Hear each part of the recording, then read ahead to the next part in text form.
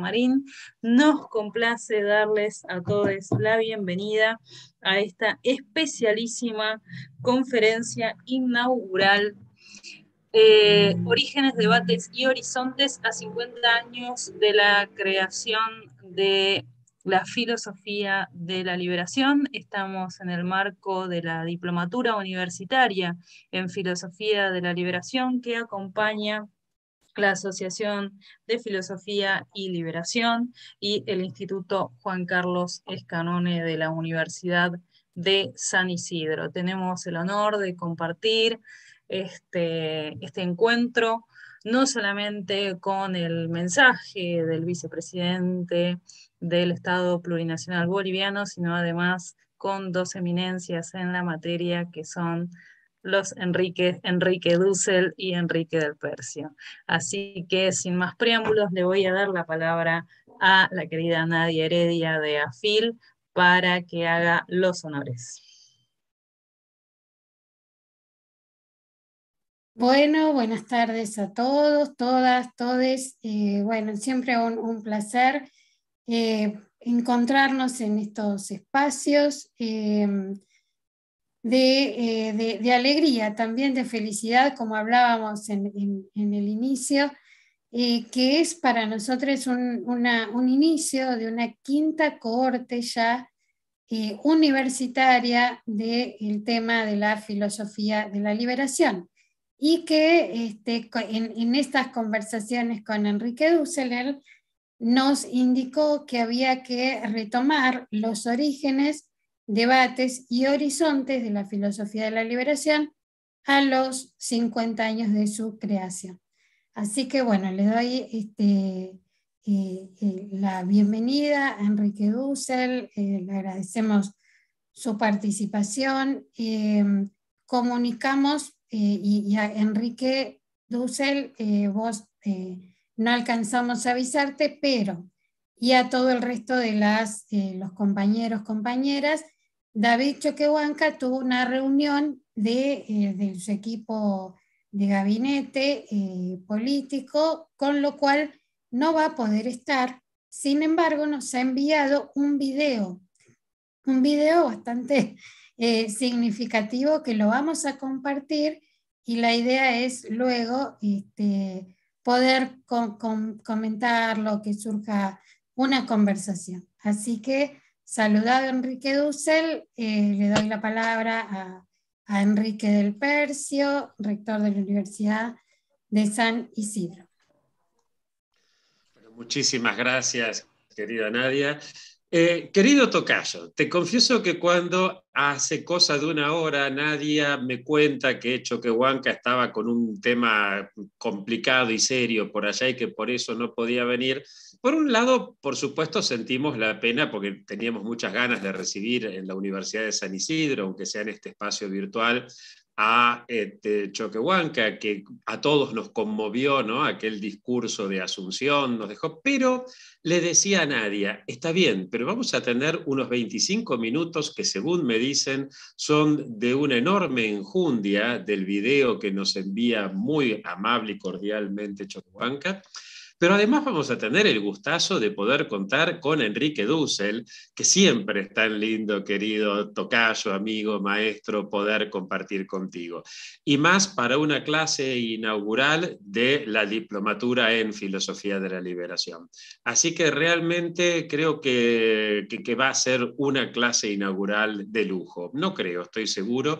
Por lo tanto, sin más preámbulos, si les parece, a Trin y Estefanía, Nadia, que están más al tanto de la cuestión técnica de cómo se pone ahora el video del maestro Choquehuanca, vamos directamente a ver. Ahí lo estamos viendo, ahí lo estamos viendo.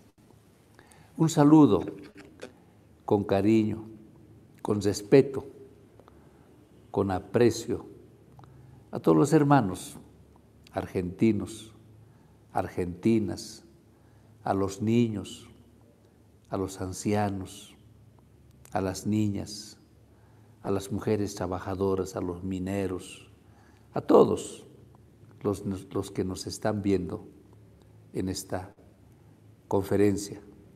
Un saludo desde nuestro Achachila Illimani, desde nuestros nevados, desde el lago Titicaca.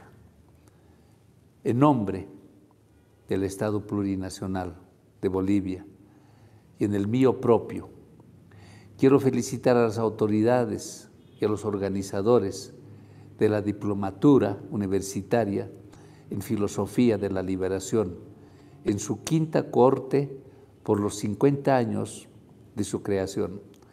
Agradecer a la Asociación Filosofía y Liberación de Argentina y a los movimientos sociales de los pueblos originarios de la Vía Yala por el reconocido aporte en el retorno al camino de la vida y por la invitación para participar en el evento académico de gran significado para nuestra región.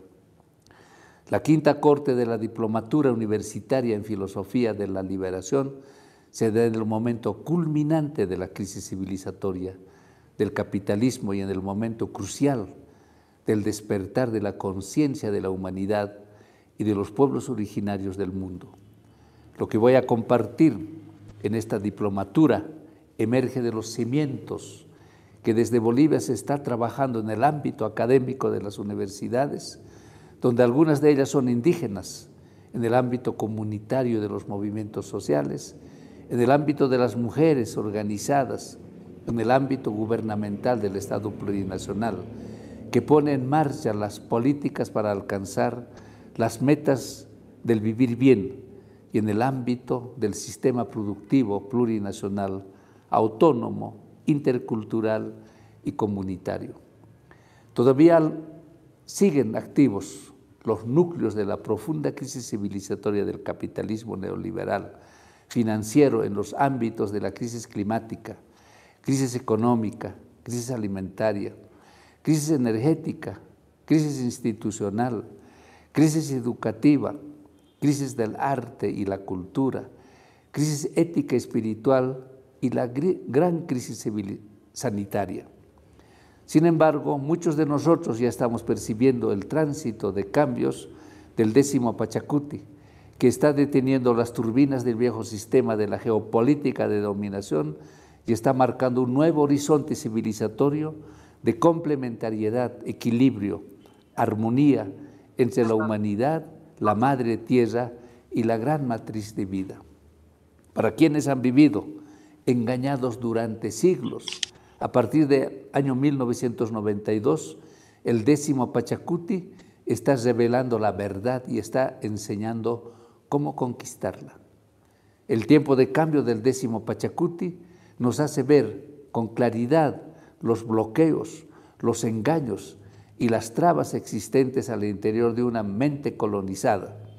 Nos hace ver la real dimensión del epistemicidio que el colonialismo y el capitalismo han impuesto a nuestras culturas originarias y a las mentes de todo el continente.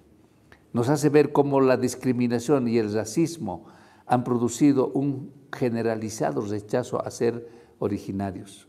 Nos hace ver con claridad cómo la indiofobia ha producido intolerancia a ser indio y un desprecio permanente a los pueblos originarios y al indigenismo.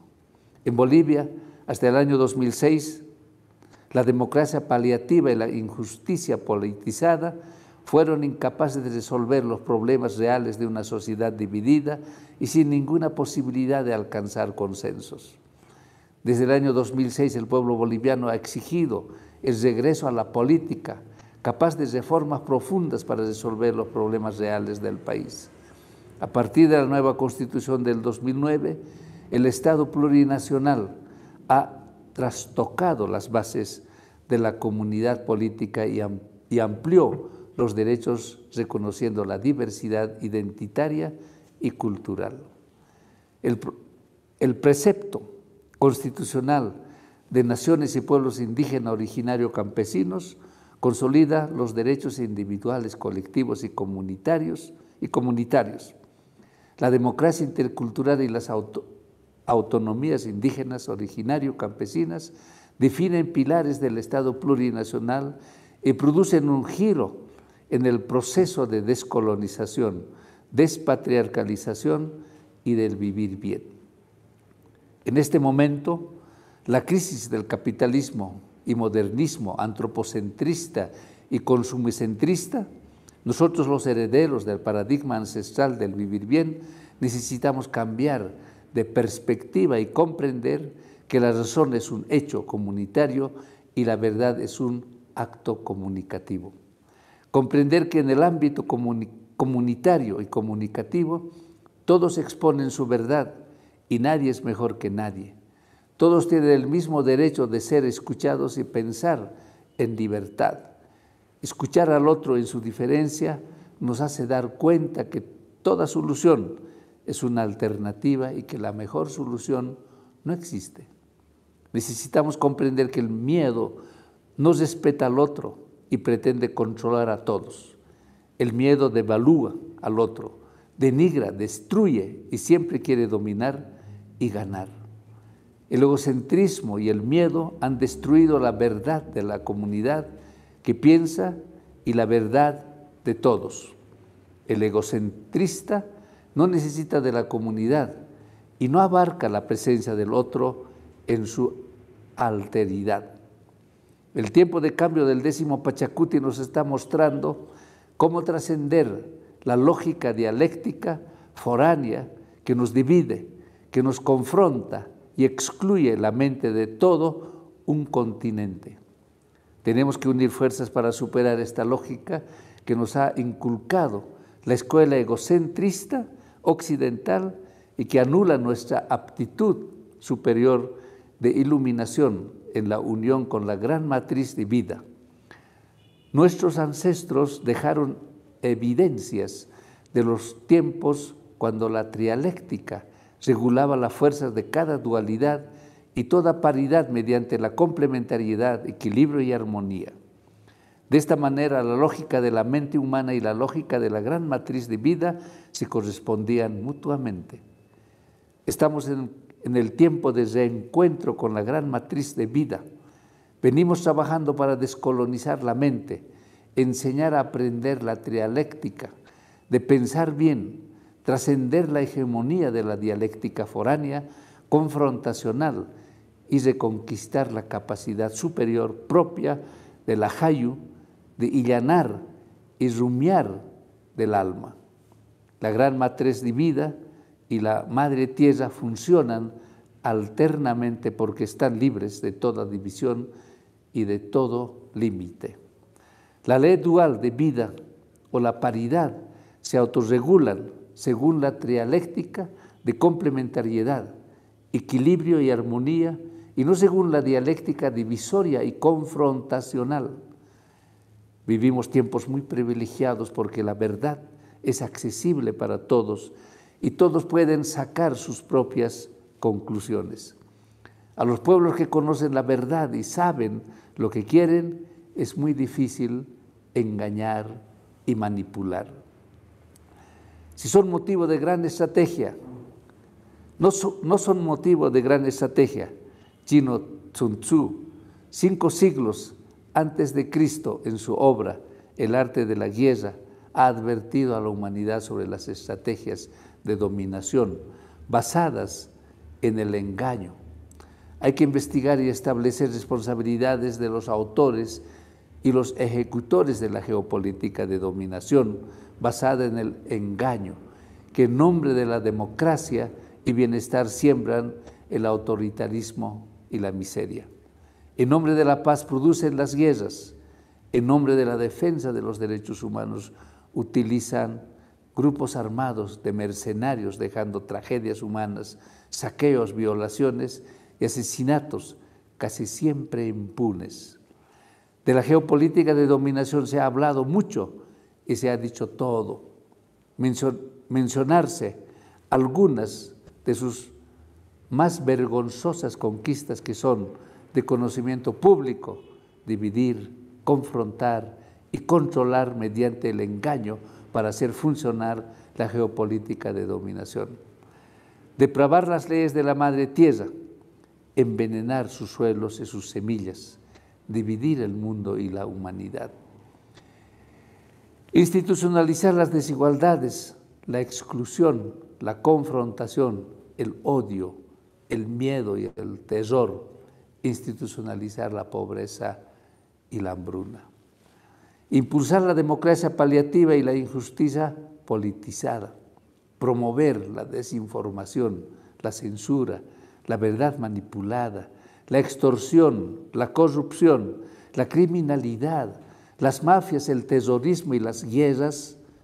A esta lista corresponde ingresar los efectos de la crisis sanitaria de 2021-22, donde la humanidad ha vivido un acelerado posicionamiento de la realidad virtual mediante el teletrabajo, teleeducación, telesalud, telecomercio, telefiestas, telenacimientos, telefunerales, telebodas, telerituales y otros.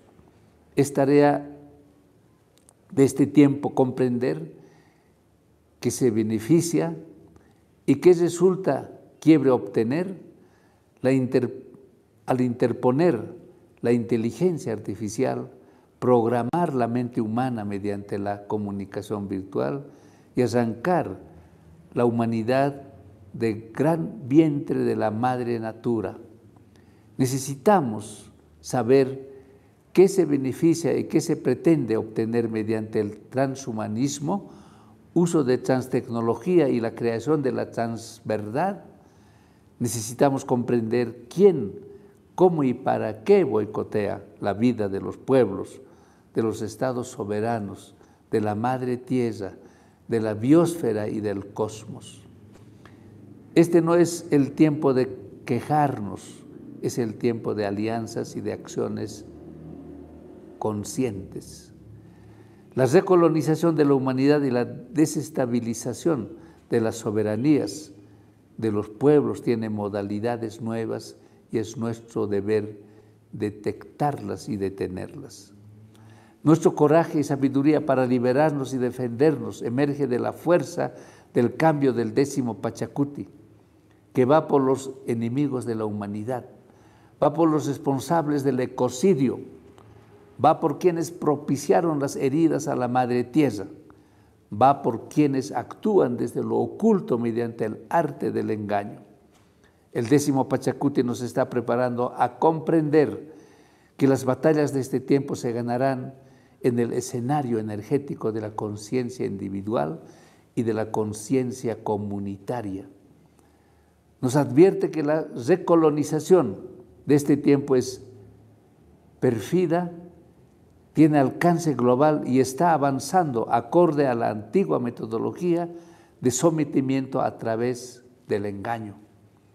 Hago un cordial llamado a los participantes de la diplomatura universitaria en la filosofía de la liberación, de investigar y tematizar las advertencias y los mensajes recogidos del tiempo de cambio del 10º Pachacuti. Investigar las políticas de división y de confrontación utilizadas para debilitar, dominar y saquear los recursos naturales de los pueblos del mundo.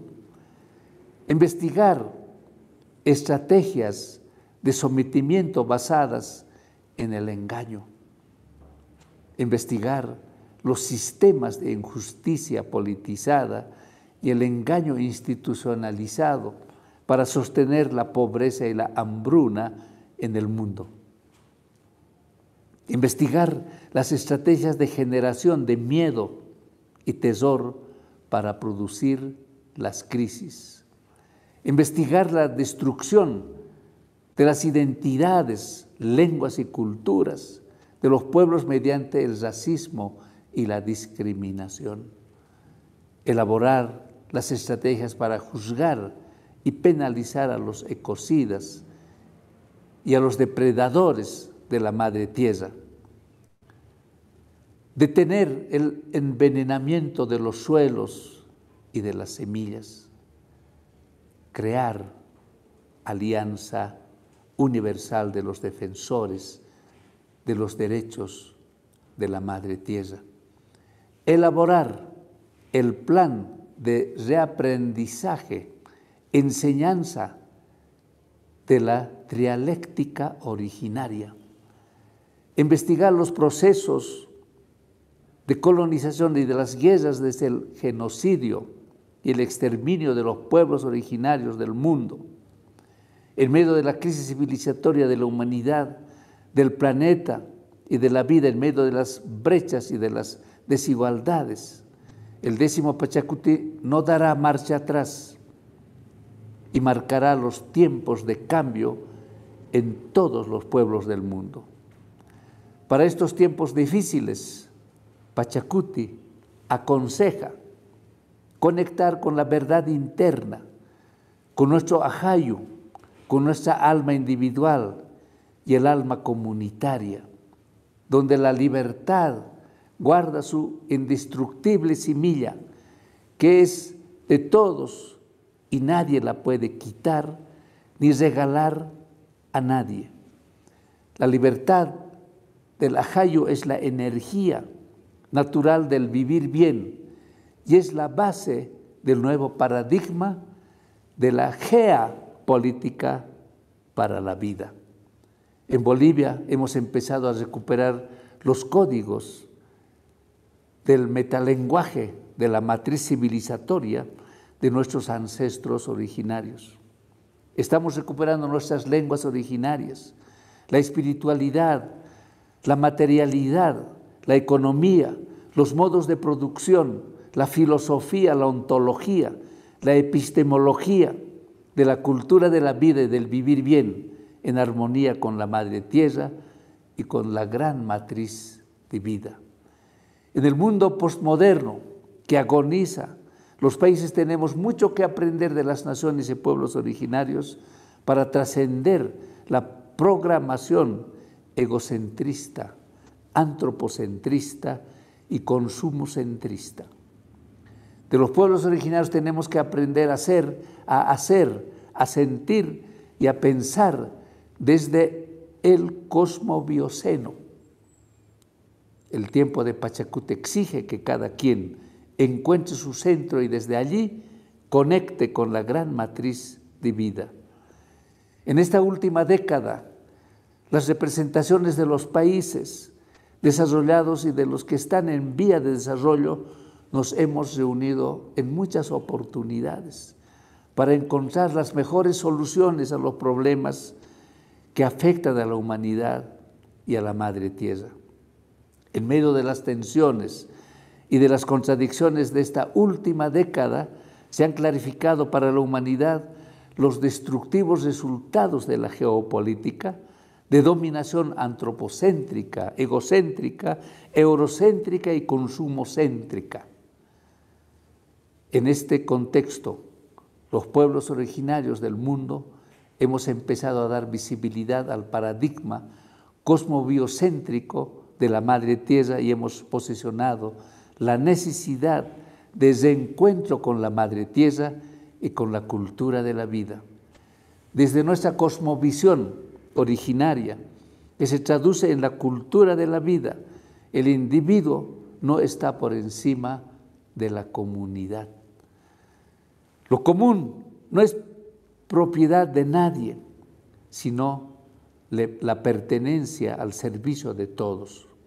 Por eso nos concebimos como hijas y hijos de la Madre Tierra. No somos sus dueños y formamos la comunidad, porque la propia vida es comunitaria. La tierra es sagrada para nosotros. Nos debemos a ella. Por eso la criamos como ella nos cría. En ese sentido, creemos que los derechos humanos no pueden partir del individuo separado de su relación con la Madre Tierra, sino en consonancia y correspondencia con ella. Por eso hablamos de un impostergable reencuentro con la Madre Tierra, para hacer conciencia que la vida de las hijas y hijos depende de la Madre y el derecho de la Madre antecede al derecho de sus hijos. La condición y la calidad de vida de la Madre es la condición para afirmar la vida de las hijas e hijos. Cuando decimos que la vida es el fundamento de todo derecho, señalamos que los derechos no se los otorga, sino se manifiestan cuando la dialéctica de complementariedad, equilibrio y armonía de los fenómenos vivos están siendo vulnerados.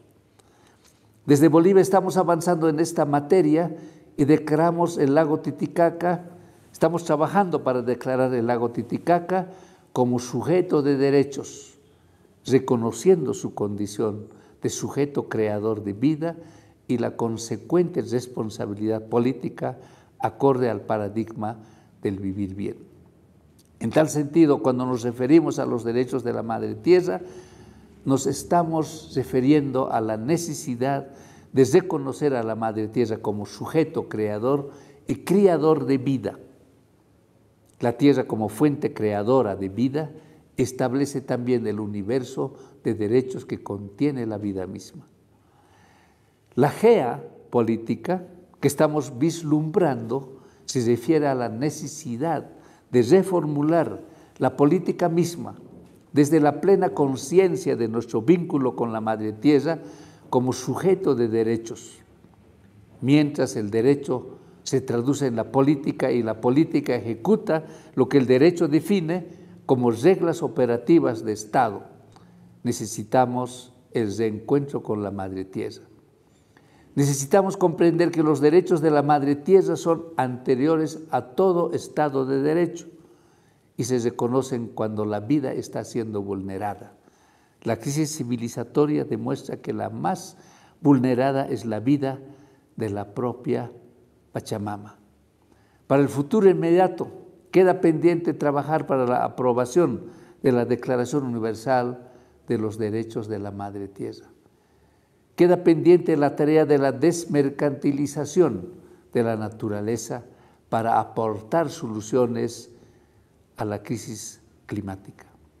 Es necesario incorporar en las negociaciones de la diversidad biológica el enfoque basado en los derechos de la Madre Tierra como la alternativa más adecuada para defender la biodiversidad de nuestro planeta. Es necesario normar y fiscalizar el uso de tecnología, geoingeniería, biotecnología y experimentos con la inteligencia artificial. Especialmente en las últimas décadas hemos visto una fuerte movilización de recursos de los gobiernos de los países del norte global para distorsionar y debilitar los aportes de los pueblos del sur. Fueron suspendidas las responsabilidades de los países desarrollados sobre la crisis climática y sobre la crisis ambiental que vivimos los países en vías de desarrollo. Se han radicalizado el antropocentrismo, implementando un sofisticado disimulo en el lenguaje, en conceptos de la economía verde, bioeconomía, negocios verdes o biosoluciones. Los grupos de interés y las potencias más ricas del mundo, egocéntricas, antropocéntricas y eurocéntricas, han afilado su visión mecanicista y han fortalecido sus prioridades para tener una agenda mundial que prolonga el enfoque antropocéntrico, reduciendo a la Madre Tierra a la proveedora de los recursos naturales y de los ecosistemas. Los pueblos originarios del mundo y los pueblos del sur empezamos a contagiar a la humanidad con la esperanza, con una nueva narrativa y una nueva filosofía de la cultura de la vida. Las fuerzas destructivas de los ecocidas quieren detener la formación de alianzas entre los defensores de los derechos de la Madre Tierra y obstaculizar el masivo retorno de la humanidad a la gran matriz de la vida. Las fuerzas ecocidas desconocen que la fuerza de amor por la Madre Tierra no se puede detener ni eliminar. El amor por la Madre Tierra va a ganar porque es indestructible. Los aymaras somos de Huiñaymarca, somos pueblo eterno. Jayaya, los pueblos originarios del mundo.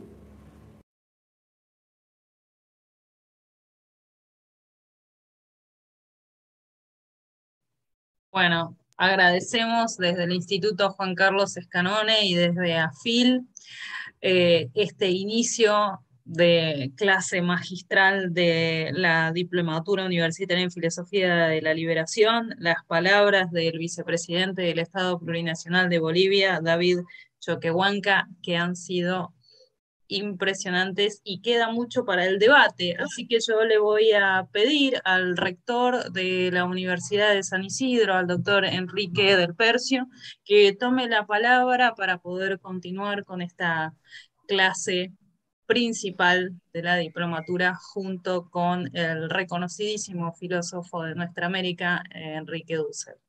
Enrique del Percio, tenés la palabra. Muchas gracias, querida Estefanía. Bueno, terminando esto, nos vienen ganas de decir a nosotros también Hayay a los pueblos originarios, ¿no? Nos deja con esta energía Choquehuanca. Ahí está diciendo Leo, sí, claro que se va a compartir el discurso, queda alojado en el canal de YouTube de la Universidad de San Isidro. Estaba pensando mientras escuchaba, primero recordando el diálogo del Santo Padre, del Papa Francisco, con los universitarios de Norte, Centro y Sudamérica, cuando él decía que hay que superar el carácter iluminista de la universidad, que solamente se ocupa de las mentes, para también pensar en la universidad que tiene que ver con el corazón y con las manos. Una universidad sentipensante que, decía el Papa, debe transformarse en escuelas de acción directa no violenta. Y esto en realidad me lo digo a mí mismo, porque en un momento, no sé si querido Tocayo, quisiera después hacerte alguna pregunta sobre esto, yo escuchaba a Choquehuanca y decía, acá hay un montón de tesis doctorales. Cada una de las propuestas que venía haciendo, pero inmediatamente decía, claro, pero me estoy quedando nada más que en la Universidad Iluminista. No solo nos está planteando tesis doctorales, sino que nos está planteando también cursos de acción muy interesantes. Cuando nuestro querido maestro Enrique plantea el tema de la transmodernidad, nos está justamente sacando de esa visión propia de la modernidad, en donde se veía a la sociedad como lo que venía después del estado de naturaleza, ¿no? Como si la sociedad no tuviera que ver con la naturaleza. Y la naturaleza entonces es vista o como un recurso del cual hay que apropiarse o como un enemigo del cual hay que defenderse. Y por otro lado, la sociedad nos hablaba de la vida afuera de la casa, es decir, la naturaleza y lo doméstico quedaban afuera de esto. En el inicio del 10º Pachacuti justamente hay una reacción por los dos lados. Una reacción por el lado de la ecología, de decir, ojo, que somos parte de la naturaleza, y una reacción también por parte de, sobre todo de las compañeras feministas, que fueron las que dijeron, cuidado, que lo privado es también político, ¿no? Es decir, entra en crisis ese paradigma, no casualmente al inicio del 10º Pachacutic. No casualmente al inicio del 10º Pachacutic el concepto de cuidado empieza a cobrar cada vez más fuerza en reemplazo de lo que nuestro querido maestro, mi tocayo, plantea como el yo conquisto, como el que inaugura la modernidad. Frente a todo esto, aparece claramente aquí una alternativa interesante. Yo la única cosa que si estuviera mano a mano aquí hablando con Choquehuanca, le diría que a mí me hace un poquito de ruido la idea de la tierra como sujeto de derechos, del lago Titicaca como sujeto de derechos, porque me hace ruido la idea de sujeto. Pero bueno, ese es otro tema muy menor, por cierto, y muy casi, diríamos, anecdótico, frente a la enorme riqueza de lo que Choquehuanca viene a plantear. Pero al mismo tiempo, creo que a todas y a todos nosotros nos estaban resonando las enseñanzas de nuestro querido maestro Enrique Dussel, y aprovechando el lujo y el privilegio de tenerte aquí, querido tocayo, entonces ya prefiero callarme y disfrutar de aprender de tu sabiduría. ¿Qué te resonó de esta conferencia de Choquehuanca?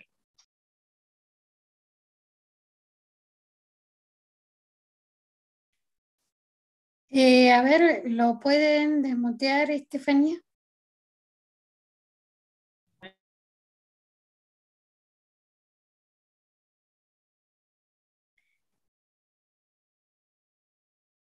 Ahí le solicité que reactive el audio. Ahora sí, Enrique, ahora Ahí sí. está. Bienvenido, maestro. Bueno, entonces empiezo de nuevo. Efectivamente, las palabras de un sabio aymara y al mismo tiempo vicepresidente de un estado han sido profundamente claros en el enunciado del tema, y también Enrique del Percio ya planteó un tema teórico que quiero tocar sobre la subjetividad del lago. Pero continuando en la línea de la sabiduría aymara, que debo decir de paso, la bandera de los aymaras, conocen ustedes, es un cuadrado dividido en 7 sectores verticales y horizontales, que significa entonces 7 por 7, 49. Y cada uno tiene un color y tiene un significado.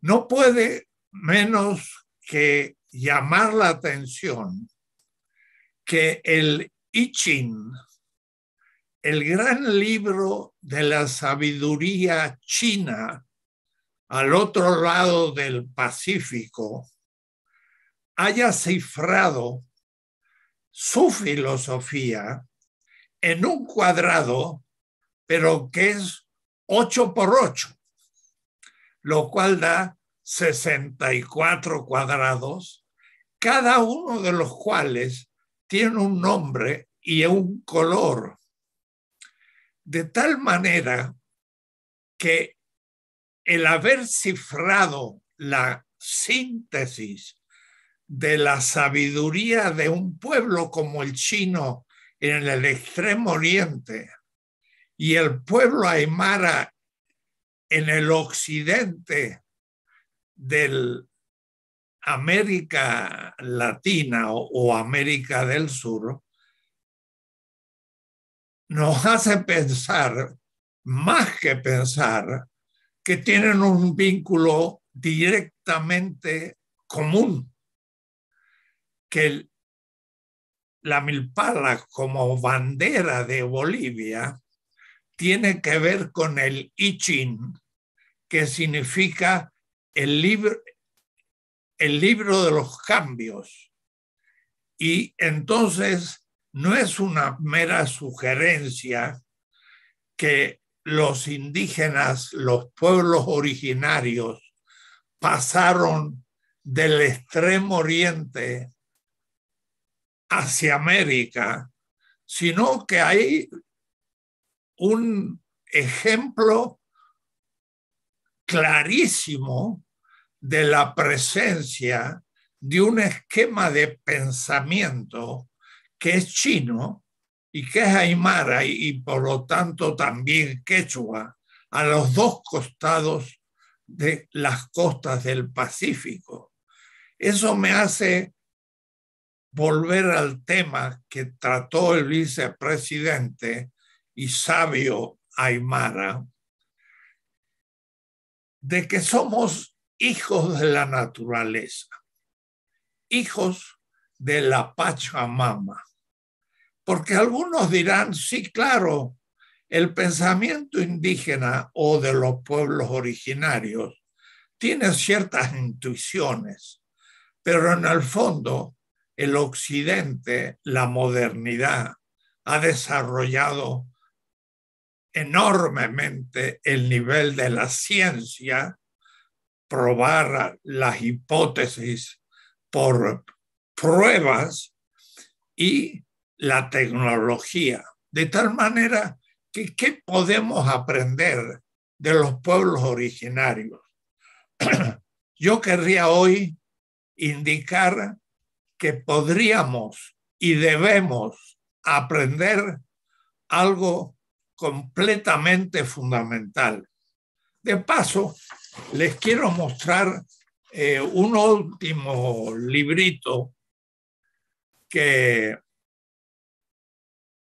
tiene 1000 páginas y se llama Filosofía de la Liberación, que es una antología de mi pensamiento, publicado por la editorial ACAL, que la introduce un boliviano también, como el vicepresidente, Juan José Bautista, a la cual introducción me gustaría tanto dedicar unas reflexiones, porque son de un alumno muy viejo, de más de 30 años, que ha captado fondo el tema de la filosofía de la liberación. Yo pienso que la filosofía de la liberación es una filosofía completa, sistemática, así un poco, si me permiten, como la de Hegel. Linda Alcoff, refiriéndose un poco con humor a mi pensamiento, me llamó el Hegel de Coyoacán, que es un barrio de México donde vivo. Es un poco cómico, pero al mismo tiempo dice una verdad. Yo pienso sistemáticamente como Hegel, pero no como un círculo que se cierra, sino como una espiral que va creciendo y no se cierra nunca, porque las generaciones futuras de jóvenes seguirán cultivando esta escuela o tradición de la filosofía de la liberación. Y entonces yo trabajé la ontología, la lógica primero y antes la histórica, porque es un pensamiento histórico mundial donde se sitúa América Latina y del cual sale una lógica, pero no de la identidad y la diferencia, sino de la analogía, de la semejanza y distinción, y una antropología, y después una ética y una política amplia. Ahora va a salir el tercer tomo, pero yo pensaba que esto culminaba en su primera vuelta para empezar la segunda vuelta que se hará después que yo haya cumplido con mi ciclo. Pensaba que la culminación era la estética. Y entonces me voy a referir a la estética en su culminación, en referencia a la exposición brillante del vicepresidente de Bolivia, que está en lo que yo llamo últimamente la segunda ola de los gobiernos progresistas y populares de América Latina, que ha empezado con la elección de Andrés Manuel López Obrador en México y que de inmediato se reprodujo con la vuelta de la visión crítica multicultural en Bolivia y que después esperamos Lula lo haga en Brasil, y la Argentina, aunque tiene crisis, ha logrado dar un paso adelante, y Boric en Chile también, y Castillo en Perú, y se está tiñendo América Latina en la segunda ola contra los neoliberales. Y bien, en este segundo momento yo me voy a referir a un autor que parecería el más lejano posible de la filosofía de la liberación. Y lo voy a hacer a propósito. Se trata de Ludwig Wittgenstein, que escribió un libro magnífico, prototipo, el Tratado Lógico Filosófico. Y este libro va numerando todas sus tesis hasta llegar a una tesis sexta, la tesis 6, que son pocas líneas. Y es ahí al final del tratado donde Wittgenstein dice acerca de lo que no se puede hablar, es necesario guardar silencio. En alemán, schweigen, silencio. Pero líneas antes y líneas después dice, ¿y en qué consiste ese silencio? Y entonces dice, es lo místico. Lo místico. Wittgenstein, el gran analítico, culmina la filosofía en la mística. Y entonces yo no puedo sino pensar justamente la relación con Kant.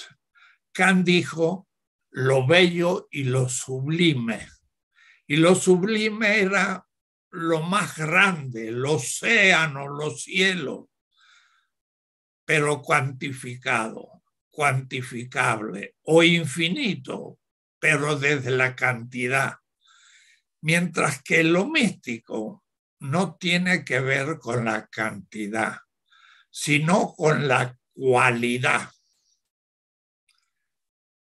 Lo místico es de lo que no ha hablado el vicepresidente. Lo místico supone lo estético en su culminación. Pero si se entiende qué es la belleza y qué es el gusto por la belleza. La belleza, pretendo, no ha sido definida nunca en la estética. Ni Platón, ni Aristóteles, ni Tomás de Aquino, ni Kant, ni Hegel, para el cual la belleza es la verdad. Y eso es un intelectualismo. Y aún Nietzsche mismo se olvida que lo místico tiene una relación con la vida. Quiero explicar muy rápido el sentido y aplicarlo a nuestro caso para mostrar cómo tenemos mucho que aprender del impacto primero de la metafísica de los pueblos originarios. Bello no es un valor, es la cosa real, en tanto que el viviente en una relación dialéctica capta que esa cosa real puede realizar la vida del sujeto que contempla eso que se llama bello y lo constituye como bello en tanto lo relaciona a la capacidad que tiene de darnos la materia y la energía para seguir viviendo. Una piedra no la puedo comer y por lo tanto no tiene gusto. Agamben tiene un trabajo sobre el gusto y no logra decir qué es el gusto estético. El libro entero es precioso, lindo, bello, pero no toca la que es la belleza. El gusto de comer es el primer gusto estético y por eso tenemos papilas gustativas. No tenemos ningún otro órgano del cuerpo que guste. En su sentido fuerte, es el uso denominativo directo de la sustancia que, siendo alimento, mastico, y cuando llega a la altura de atrás de la lengua, siento un gusto y digo, qué rico es el chocolate. De paso, es una palabra azteca, chocolate, no chocolate. Y lo gusto. ¿Por qué gusto el chocolate? Porque las papilas gustativas sienten, no inteliguen, no es un acto intelectual, señor Hegel. La belleza no tiene nada que ver con la verdad, ni tampoco es ético porque sea un acto decisivo acerca de las acciones humanas. No, es un sentir del cuerpo, de la corporalidad, en la visión unitaria de que no hay alma, sino que hay corporalidad cerebral. Y entonces, cuando siento el gusto del chocolate, digo, me gusta, porque siento que me va a dar materia y energía para poder seguir viviendo. Y el criterio de la belleza es la vida del viviente con respecto a la sustancia misma de la cosa. Y eso es la belleza, causa posible de vida que lo constata la subjetividad y por eso reacciona la corporalidad en el gusto, cambiando el tono afectivo, pero de la sensibilidad. No es un acto intelectual, no es un acto ético voluntario, es la tercera facultad fundamental y fundamental, que es el sentimiento, que es despreciado por Kant, que es despreciado por las visiones intelectualistas de la modernidad, de tal manera que la constitución de algo como bello tiene que ver con un cambio del tono de la corporalidad que siente aquello como origen de la vida. Y la vida entonces es lo que define qué es lo bello. Lo bello es fuente de vida. Y al mismo tiempo, subjetivamente, supone el gusto, que significa el temblor y la alegría de la corporalidad ante aquello que le permite seguir viviendo. Porque si tiene hambre y no puede comer, morirá. Y el poder comer le causa alegría. Y eso es el gusto. Y el gusto estético tiene que ver con ese gusto primero, sea la arquitectura, la pintura, la literatura y el acto final, la mística. ¿Qué significa la mística? Y aquí voy con el pueblo, los pueblos originarios. Dice San Juan de la Cruz, en una noche oscura, con ansias de amores inflamada, estando, y va el cántico místico de San Juan de la Cruz, que también es el canto místico de los sufíes del mundo islámico, o también de Lao Tse, y por supuesto de, permítanme la expresión, un hippie de la Edad Media que murió con 44 años, que muriendo, murió cantando. y dijo: oh Padre, hermano Sol, oh hermana Luna, oh hermano Fuego, oh hermano Viento. Se llama Francisco de Asís, un místico.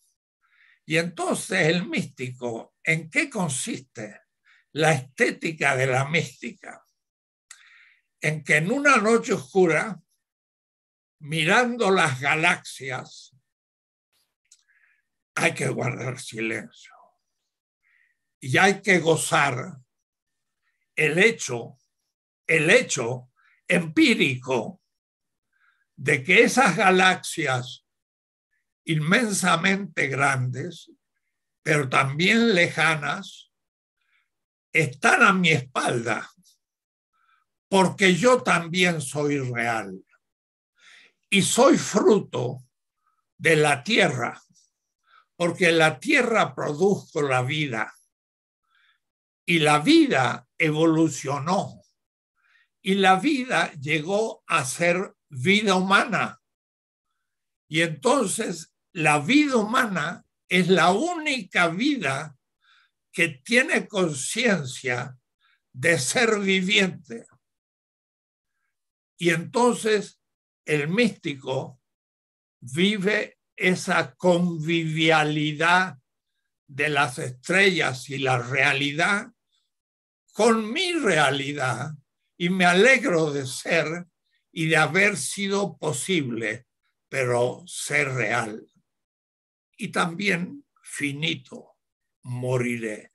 Entonces el místico es capaz de gozar como gusto el hecho de la convivialidad con el cosmos, y es la mística.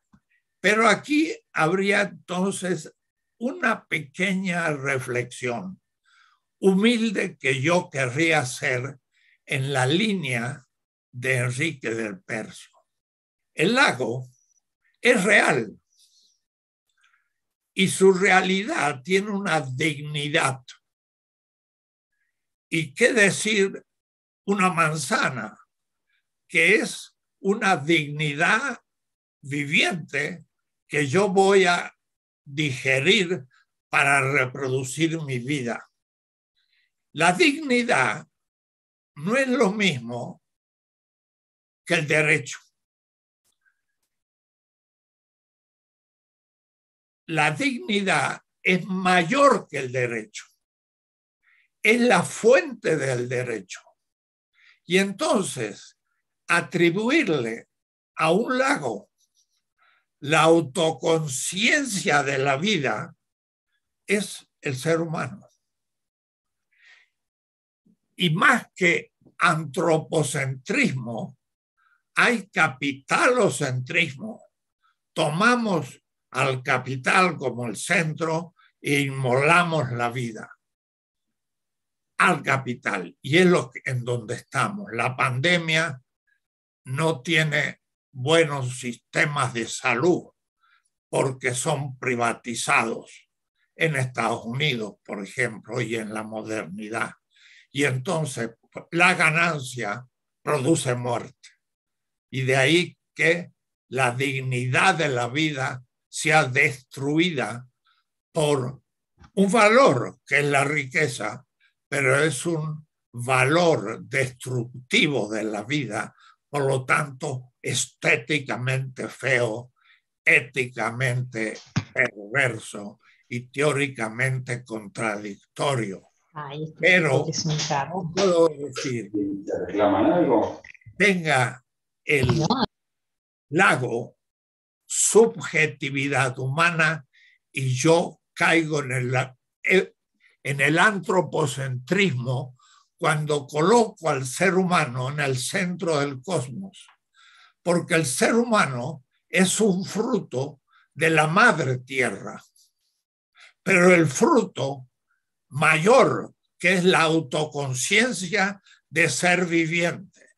Y esto lo dice muy bien Ernst Bloch al comienzo de sus 3 tomos del Principio Esperanza. El ser humano tiene autoconciencia de la vida. No hay ningún otro viviente que tenga autoconciencia de la vida. Y por eso somos nosotros la expresión culminante del universo, pero no lo hemos hecho los seres humanos, nos ha hecho la Tierra Mater, la Madre Tierra. La realidad nos ha hecho por la evolución, del cual el ser humano no intervino para nada, sino practicando la evolución que la naturaleza le iba dando.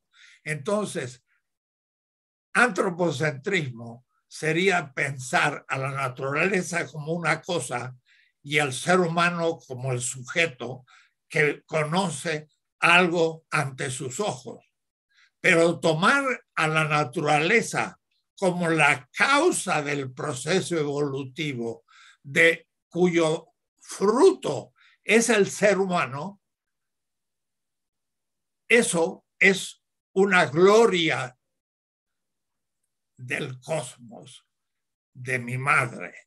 Es decir, el hijo y la hija de la madre es la que le dan a la madre su lugar de dignidad absoluta, y el ser humano, cuando dice la vida humana es la vida cumplida, mayor que cualquier otra vida por ahora, y si conociéramos algo como eso,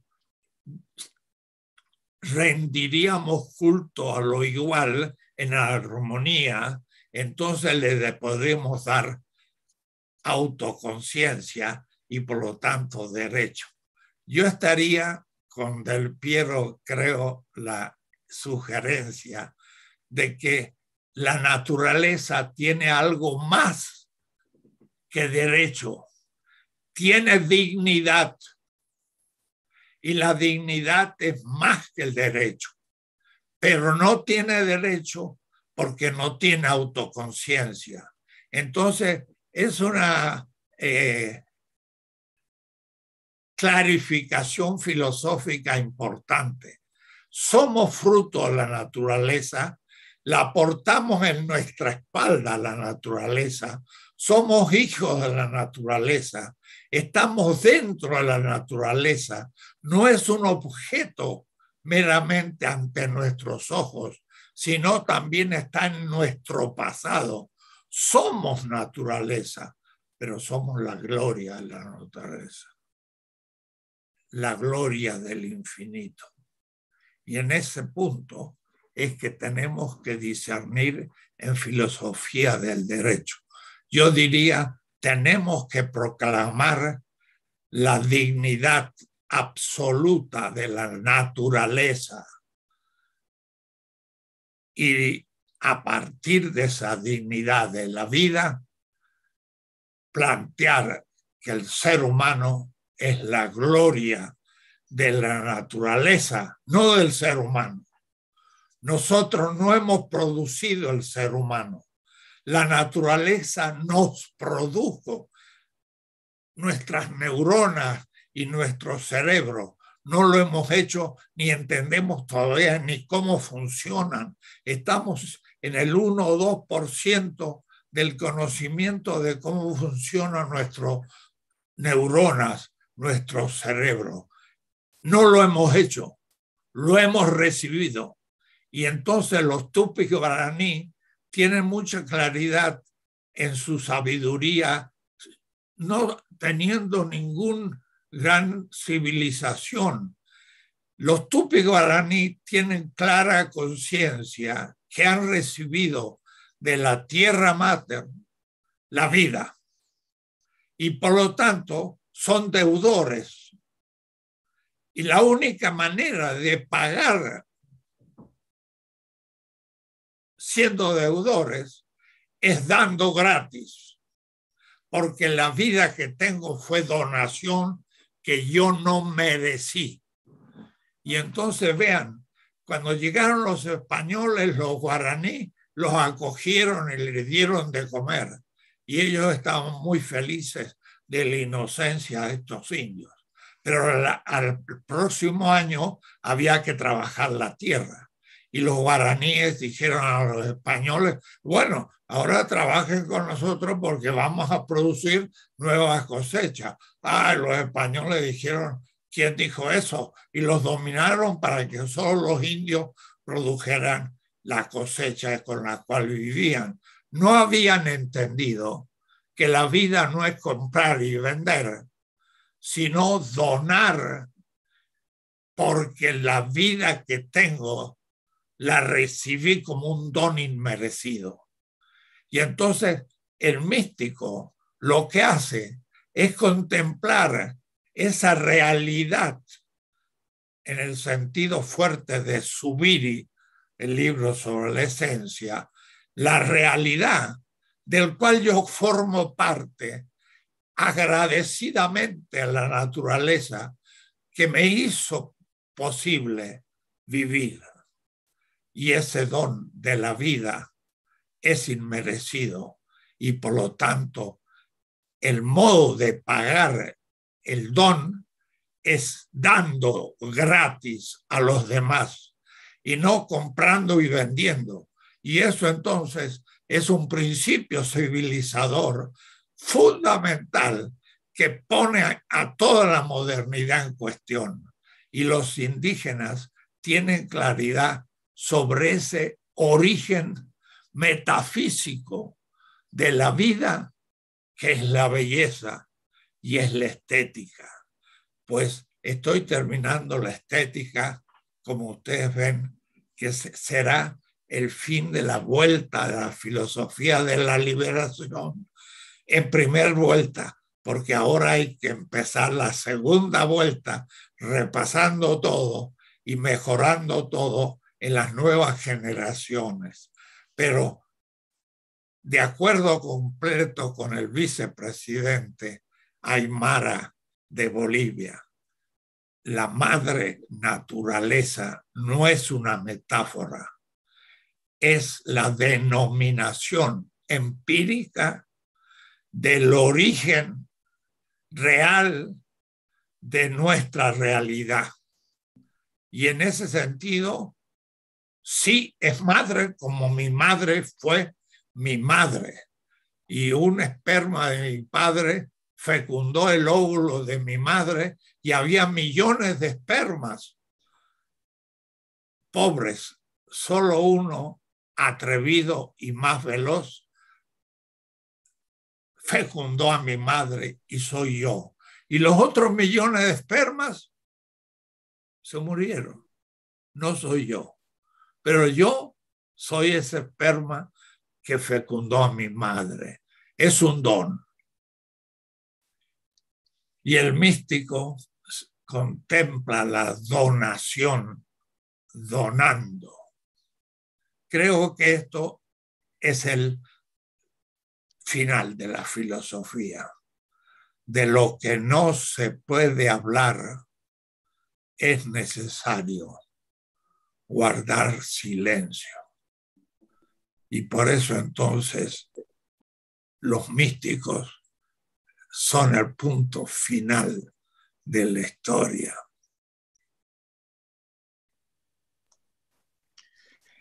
Bueno, gracias, Enrique.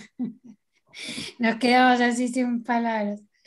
Bueno, no sé, Enrique, ¿vas a decir algo?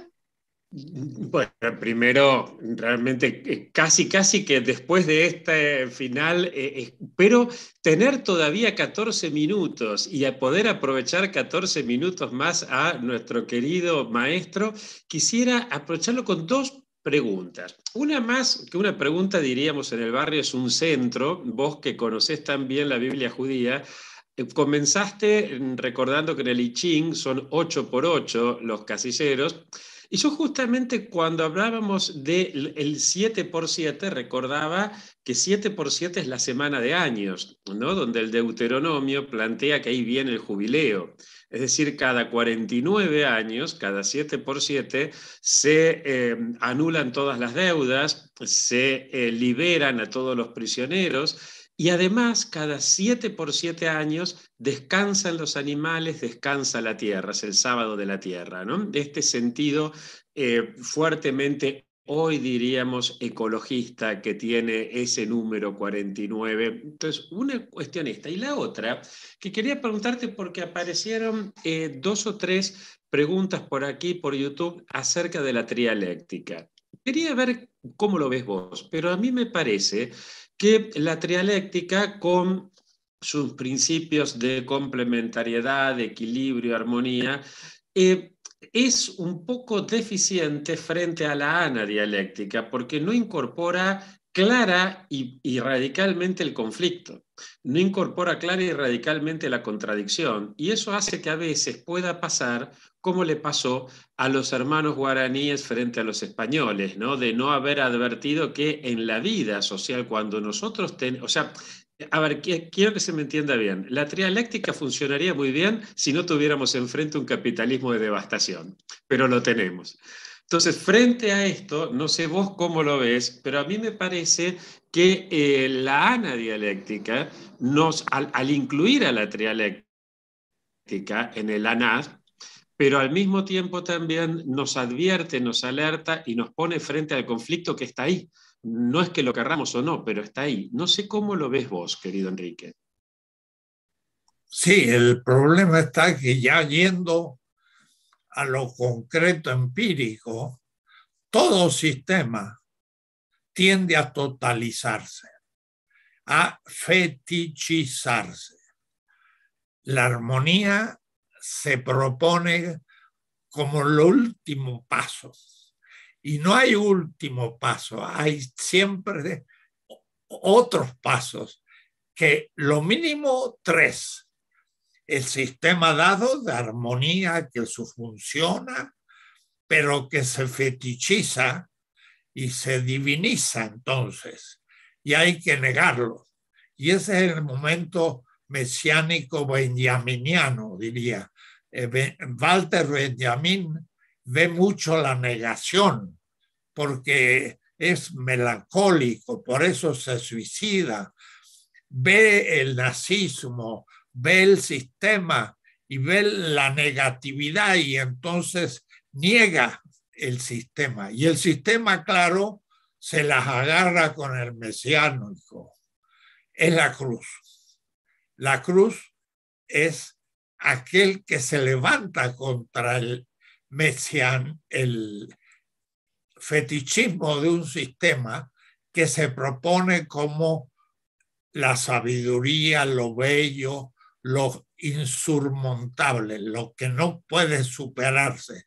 Entonces, el primer momento es la organización de un sistema. El segundo momento es su negación y se juega contra el sistema y juega su vida como servicio a los más pobres y por eso termina ultimado por el sistema. La cruz. La cruz era en el Imperio Romano la silla eléctrica, o es decir, a los rebeldes. Pero de ahí surge, desde la nada del sistema, la superación del tercer momento. Y esta aparición del tercer momento está fecundado en el mesianismo de la negación del primer momento. Entonces hay que pensar que hay una diacronía, que hay un proceso. Claro, al final de él habría la mística de nuevo, pero la mística es ambigua y también puede fetichizarse y hay que volverla a poner en cuestión. Hay una dialéctica entre el fetichismo del sistema y la pretensión de armonía final, que es dominación plena al fin, porque niega al que lo niega y eso lo crucifica, puede decir, lo mata. Es Hidalgo. México tiene un liberador de España muy especial, que no es Bolívar, ni es San Martín, ni O'Higgins, ni ninguno, sino que lo matan, le cortan la cabeza y lo exponen durante 10 años en un bastión para que la gente lo vea y se asuste de negar al rey de España. Y claro, negar al rey de España es negar a Dios. Ateo es lo mismo que contra el rey, y se le acusa de ser ateo porque se ha levantado contra el rey Hidalgo, y es el fundador de un nuevo sistema político, pero nunca fue político porque murió en la segunda etapa de negación. Pero sobre su semilla surgió el nuevo sistema, que fue el México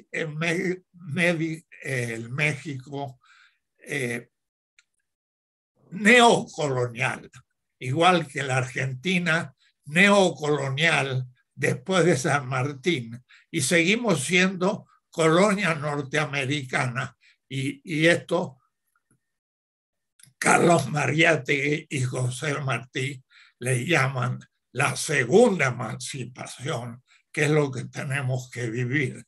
Pero esa segunda emancipación está fecundada en la semilla del cuerpo sacrificado de Hidalgo y en la negación de San Martín de querer dedicar su tiempo a derramar la sangre de los hermanos para organizar un nuevo sistema, o de Bolívar, que en el 1830 dice: en realidad he arado en el mar, todo lo que pensaba ha fracasado. O es decir, que los liberadores del primer sistema fracasan, pero son la fuente de la etapa neocolonial contra la que ahora estamos luchando, aplicando esta lógica a la política, por ejemplo. Y entonces es triádica y es analógica, porque el ser es, el no ser no es el pensamiento fetichista. El no ser es los bárbaros y el ser es lo griego. Y al decir que el no ser no es, no dice una tautología o algo irracional, dice muy claro: el griego es humano y el no griego no es plenamente humano. El africano y el europeo y el asiático no son plenamente humanos para Parménides.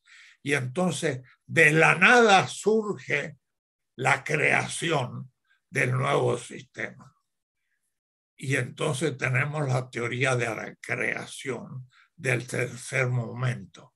Y esto lo tiene muy claro Carlos Marx. Ni Engels vio el tema, ni Lenin menos. Y el marxismo-leninismo ni lo sospechó, que en el fondo del pensamiento de Marx estaba la metafísica semita, porque él era de una familia judía que pensaba a los semitas, no a los judíos, a los semitas, como Hammurabi y como los textos de las pirámides de Egipto.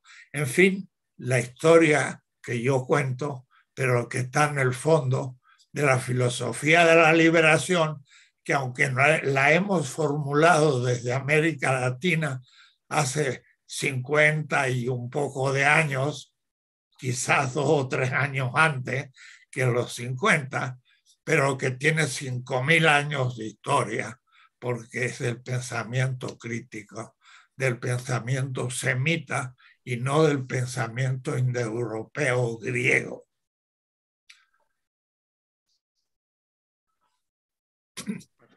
Muchísimas gracias, querido Enrique. Mientras hablabas de esto, me acordaba de una vuelta que en Londres, en el Museo Británico, pudimos recorrer juntos hace ya más de 10 años. ¿Te acordás que justo estaba la exposición del Libro de los Muertos?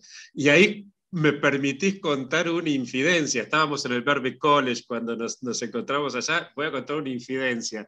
Enrique, cuando estábamos entrando, me dice, porque la inmortalidad del alma es una conquista del pueblo egipcio frente a los faraones, que eran los únicos inmortales. Por eso a mí me gusta creer en la inmortalidad del alma, porque es una conquista popular. Me encantó, querido Enrique, cuando íbamos subiendo las escaleras del British y te comentaste. No, pero ya que lo enuncias, yo diría, no. El pueblo de los faraones no descubrió la inmortalidad, descubrió la resurrección del cuerpo. Perdón, sí, tenés razón. Me corrijo. La inmortalidad es el fundamento de la dominación. Tenés razón. La resurrección de la carne es lo popular, porque el cuerpo es valioso. Y si sufre el cuerpo, sufre todo el ser humano, no el cuerpo, y el alma está independiente. Me corrijo, de hecho, por eso en el credo decimos creo en la resurrección de la carne. Me corrijo y tenés razón, gracias por aclararme. Me había confundido de tu frase. En inglés, hablando de otro tema, los ingleses traducen mal ese texto y dicen: creo en la resurrección of the body, del cuerpo. Eso es herético. Otro día conversamos porque estamos en claro. No es la resurrección del cuerpo, sino la resurrección del muerto, porque tienen una visión unitaria. Y eso sí fue un logro de luchas campesinas en Egipto, que exigió que la resurrección no fuera solo para los faraones, sino para todos los campesinos. Y entonces aparecieron en las tumbas de los campesinos pequeños papiros con los actos buenos de ese campesino para el juicio final. Eso sí, fue el gran logro del movimiento histórico más impresionante. Lucharon para recuperar la vida eterna. Es genial. No, mil gracias, querido Enrique. De salario, la vida eterna. Eso es genial. Gracias, querido Enrique. Nadia, si por favor podés entonces cerrar, pues ya estamos en el horario. Mil gracias. Sí, dos cuestiones nomás. Ayer lo escuchaba Enrique en otra charla que dio, y nada, obviamente me conecté y lo escuchaba, ¿no? Y pintan, ¿no? Lo cuenta Enrique como todo un panorama muy bueno, que es parte de la realidad, ¿no? Digo, el contexto de la guerra, que existe hace bastante más que unos días, ¿no? Pero bueno, ahora la guerra, el fin del mundo, el fin de la especie, la eliminación de la humanidad, etcétera, ¿no? Y Enrique empieza a hablar de la alegría, de la felicidad y de lo que acaba de exponer, ¿no? El sentido, o este nuevo sentido que él le da a través de la estética y este cierre final siempre abierto con la mística, ¿no? De darle un sentido a la vida a través de ese don no merecido, ¿no? Y la verdad que si alguien esperaba nada, que Enrique diga, bueno, sí, es el fin de la especie, los tiempos, la bomba nuclear, etcétera, creo que nos invita Enrique con estas reflexiones a volver a los sentidos más profundos de la filosofía, que es el sentido mismo de la vida humana, ¿no? El sentido mismo hasta de nuestras propias existencias, ¿no? Del ser, bueno, a ver, esta pregunta tan acuciante, ¿no? De ¿para qué estamos? ¿Quiénes somos? ¿Qué hacemos? ¿No? Digamos, todo esto que rodea la existencia corporal y espiritual, como dice Enrique, pensada como un todo, ¿no? Bueno, creo que nos ha maravillado nuevamente hoy con estas palabras y nada, agradecer infinitamente a David Choquehuanca, el hermano de la nación, de la plurinación de Bolivia. Enrique, si me permitís, para que cierre y también en honor a la verdad, como acto que decía Choquehuanca, me encantó, como acto de comunicación, quería agradecerle particularmente a Francisco Landívar, que es parte del equipo de coordinación de AFIL Argentina y que es quien estuvo detrás de todo este armado, que bueno, que nos falló en presencia David Choquehuanca, pero estuvo a través de su palabra en el video. Así que, Fran, yo te doy la palabra si vos le agradecés a quienes hicieron posible que en una semilla tan próspera para nuestra América como es Bolivia, David, en el rostro de David Choquehuanca, resuene por aquellos lugares nuestra diplomatura, nuestros espacios de formación y bueno, estos proyectos que entre todos vamos construyendo. Fran. Bueno, gracias Nadia, y en realidad, antes que nada, agradecer a la Secretaría Continental del ALBA Movimientos, que es quien permitió este encuentro, ¿no? En particular Gonzalo Armúa y Lautaro Rivara, que van a ser docentes de nuestra diplomatura, y a la Vicepresidencia de Bolivia, ¿no? Que mostró plena predisposición en la propuesta, y bueno, por cuestiones también propias de la función de un vicepresidente, cambios de agenda de último momento imposibilitaron tenerlo acá, pero nos ha mandado igualmente, creo se ha hecho el espacio y se lo hizo hoy mismo, porque hoy mismo tuvo este cambio de agenda, pero se tomó igualmente media hora para compartir con nosotros esta clase magistral. Me quedo con una cosa que decía el profesor Enrique Dussel, de un sabio aymara y un vicepresidente de un estado, ¿no? Y conversando también con otro gran sabio de nuestro tiempo que nos acompañó hoy, y me parecía interesante eso, simplemente para pensar el nombre que le hemos puesto a esta quinta cohorte de la diplomatura, que se llama Orígenes, Debates y Horizontes a 50 años de la filosofía de la liberación, y la plena vigencia del encuentro que se ha generado hoy, ¿no?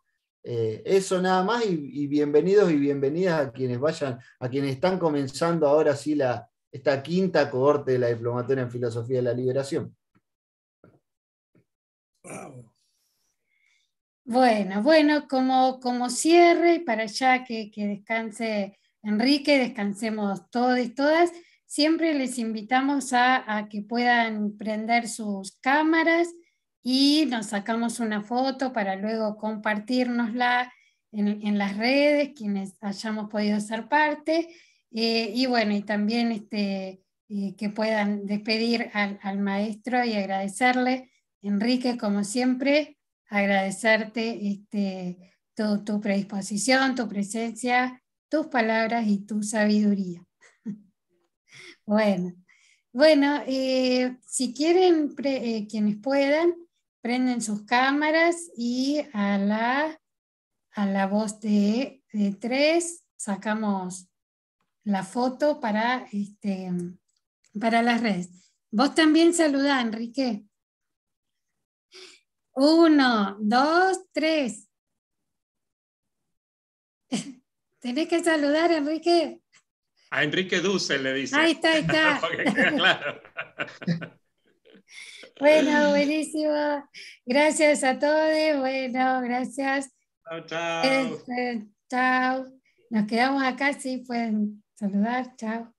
Muchas gracias a todos, que descansen. Gracias. Gracias. Buenas noches, hasta la próxima. Gracias. Gracias. Peucayal. Peucayal.